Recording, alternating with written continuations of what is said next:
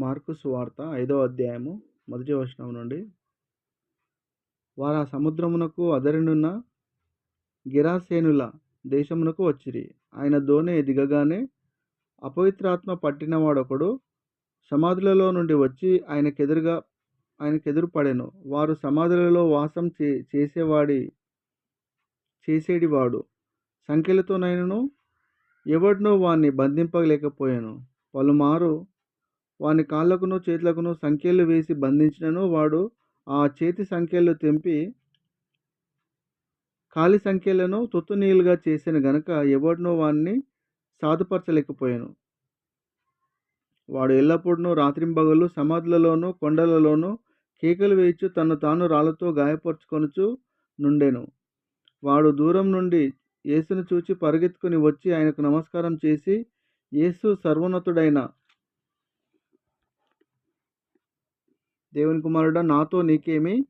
నన్ను బాల్కమని దేవునిట నీకు ఆనబెట్టుచున్నానని బిగ్గరగా కేకలు వేశాను. ఎందుకనగా ఆయన అపవిత్రాత్మ ఈ మనిషిని విడిచిపోమని వానితో చెప్పాను. మరియు ఆయన నీ పేరేమని వాని అడగగా వాడు నా పేరు సేన, ఏలయనగా మేము అనేకులమని చెప్పి తమను ఆ దేశంలో నుండి తోలివేయవద్దని మిగుల బ్రతిమాలుకొనెను. అక్కడ కొండ దగ్గర పందుల పెద్ద మంద మేయిచుండెను గనుక ఆ పందులలో ప్రవేశించినట్లు మమ్మను వాటి యొద్దకు పంపమని ఆ దయ్యములు ఆయనను బతిమాలుకొనెను. యేసు వాటికి సెలవీయగా ఆ అపవిత్రాత్మలు వాణ్ణి విడిచి పందులలో ప్రవేశింపగా ఇంచుమించు 2000 సంఖ్య గల ఆ మంద ప్రాపతము నుండి సముద్రపు దారిని వడిగా పరిగెత్తుకొని పోయి సముద్రంలో పడి ఊపిరి తిరగగా చచ్చాను. ఆ పందులు మేపుచున్నవారు పారిపోయి పట్టణంలోనూ గ్రామంలోనూ ఆ సంగతి తెలియజేసిరి.